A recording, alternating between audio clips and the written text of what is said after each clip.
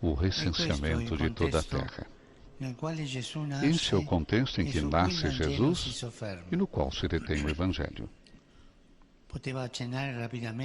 Podia limitar-se a uma rápida alusão, mas, ao contrário, fala dele com grande esmero. E assim faz surgir um grande contraste. Enquanto o imperador conta os habitantes do mundo, Deus entra nele, quase às escondidas. Enquanto quem manda procura colocar-se entre os grandes da história. O rei da história escolhe o caminho da pequenez. Nenhum dos poderosos se dá conta dele. Apenas alguns pastores, postos à margem da vida social. Mas o recenseamento diz-nos mais outra coisa. Na Bíblia, não deixará boas recordações. O rei Davi, cedendo à tentação dos grandes números e a uma malsã pretensão de autossuficiência, cometera um grave pecado precisamente fazendo o recenseamento do povo. Queria saber a sua força, recebendo cerca de 9 meses depois o número de todos que podiam manejar a espada. O Senhor indignou-se e um flagelo feriu o povo. Diversamente, nessa noite, o filho de Davi, Jesus, depois de passar 9 meses no ventre de Maria, nasce em Belém, a cidade de Davi, e não pune o recenseamento, mas deixa-se humildemente registrar. Um entre tantos. Não vemos um Deus irado que castiga, mas o Deus misericordioso que se encarna, que entra frágil no mundo, precedido pelo anúncio, paz na terra aos homens. E nessa noite o nosso coração está em Belém, onde o príncipe da paz ainda é rejeitado pela lógica perdedora da guerra, com o estrondo das armas que ainda hoje o impede de encontrar alojamento no mundo. Em suma, o recenseamento de toda a terra manifesta, por um lado, a trama demasiado humana que atravessa a história. A trama do mundo que procura o poder e a força, a fama e a glória, onde tudo se mede através dos sucessos e dos resultados, dos cálculos e dos números. É a obsessão da performance. Mas, ao mesmo tempo, no recenseamento, sobressai o caminho de Jesus, que vem procurar-nos através da encarnação. Não é o Deus da performance, mas o Deus da encarnação. Não subverte do alto as injustiças com a força, mas de baixo com o amor. Não irrompe com um poder sem limites, mas desce até aos nossos limites. Não evita as nossas fragilidades, mas adota-as. Irmãos e irmãs, nessa noite, podemos perguntar-nos: em que Deus acreditamos? No Deus da encarnação ou no da performance? Sim, porque há o risco de viver o Natal tendo na cabeça uma ideia pagã de Deus, como se fosse um patrão poderoso que está no céu. Um Deus que se alia com o poder, o sucesso mundano e a idolatria do consumismo. Sempre volta a imagem falsa de um Deus aliado e melindroso, que se comporta bem com os bons e se irrita com os maus. Um Deus feito à nossa imagem, útil apenas para nos resolver os problemas e preservar dos males. Mas o Deus menino não usa a varinha mágica. Não é o Deus comercial do tudo e já. Não nos salva carregando num botão, mas faz-se próximo para mudar a realidade a partir de dentro. E todavia, como Está radicada em nós a ideia mundana de um Deus distante e controlador, rígido e poderoso, que ajuda os seus a prevalecerem contra os outros. Não. Mas não é assim. Ele nasceu para todos, durante o recenseamento de toda a terra. Olhemos, pois, para o Deus vivo e verdadeiro, Ele que está para além de todo o cálculo humano, e, no entanto, deixa-se recensear pelos nossos registros. Ele que revoluciona a história, habitando nela. Ele que nos respeita até o ponto de nos permitir rejeitá-lo.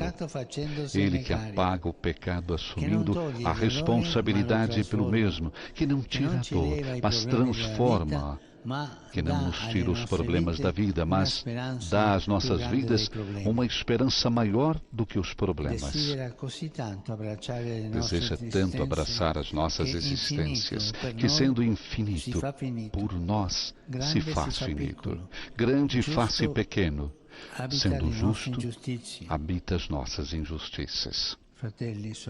Irmãos e irmãs, aqui está a maravilha do Natal. Não uma mistura de sentimentos adocicados e confortos mundanos, mas a inaudita ternura de Deus que salva o mundo encarnando-se. Fixemos o menino. Olhemos para a sua manjedoura, para o presépio, que os anjos chamam o sinal. Realmente constitui o sinal revelador do rosto de Deus, que é compaixão e misericórdia, onipotente sempre, e só no amor. Se faz próximo. Se faz próximo. Tenro e cheio de compaixão. Esse é o modo de ser de Deus. Proximidade, compaixão, ternura. Irmãs, irmãos, deixemo-nos surpreender por Ele, se ter feito carne.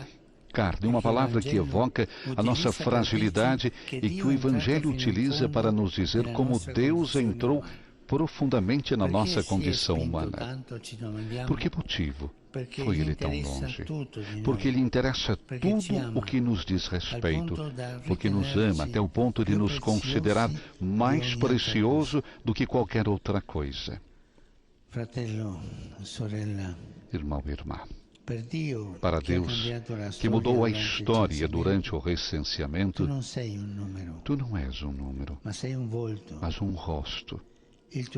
O teu nome está escrito no seu coração.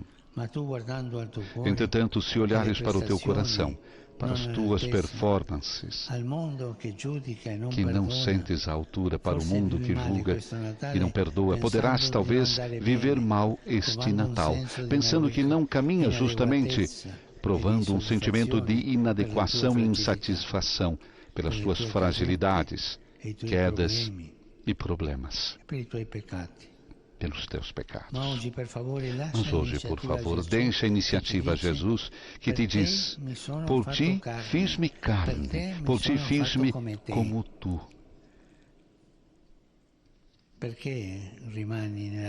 Por que motivo continuas na prisão das tuas tristezas?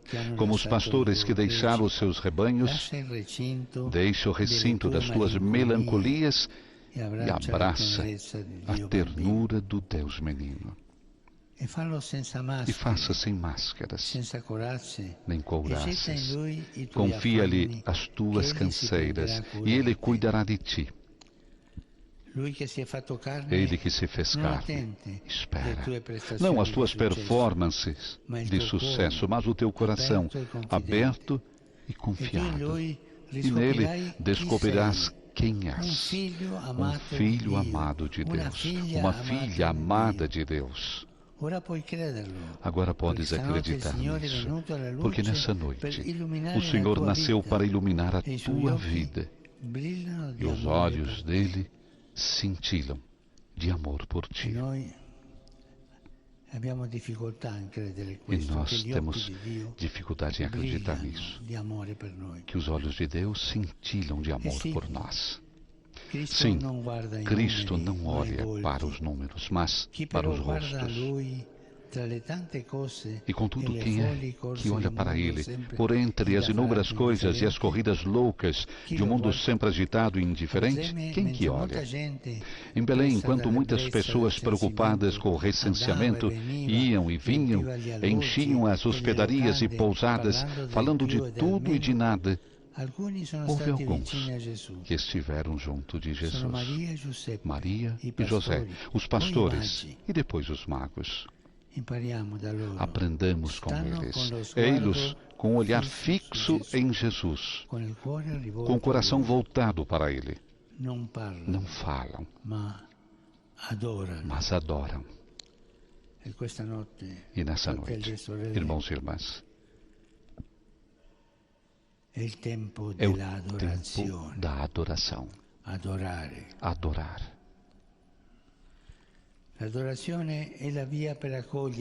A adoração é a forma de acolher a encarnação, porque é no silêncio que Jesus, palavra do Pai, se faz carne nas nossas vidas. Façamos nós também, como se fez em Belém, que significa casa do pão. Permaneçamos diante dele, pão de vida. Redescobramos a adoração. Porque adorar não é perder tempo, mas permitir a Deus que habite o nosso tempo. É fazer florescer em nós a semente da encarnação.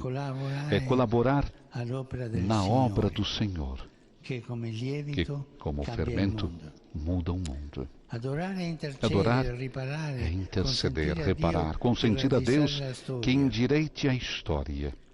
Um grande narrador de feitos épicos assim escrevia ao seu filho: ofereço-te a única coisa grande que se deve amar sobre a terra, o Santíssimo Sacramento.